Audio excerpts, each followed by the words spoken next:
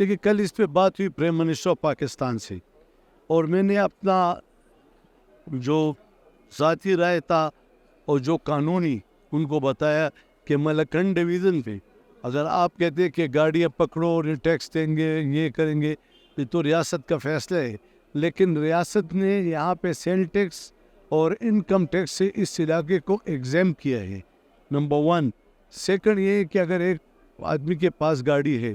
8 سال 10 سال پرانی ہے، آپ ان کو کہہ دو کہ بھائی یہ ٹیکس اس طرح ہے، تو اس کے لیے کوئی پالیسی ہونی چاہیے، نمبر 2۔ سیکنڈ ہم نے کہا کہ پھر اگر آپ بالکل کہتے ہیں کہ یہ چیز ہم کرنے جا رہے ہیں تو سیل ٹیکس انکم ٹیکس کو منہا کر کے آپ ان سے قسطوں کے لیول پہ اگر جو قسطیں بنتی ہیں ان سے بیٹھ کر اور کچھ ریلیف ہو۔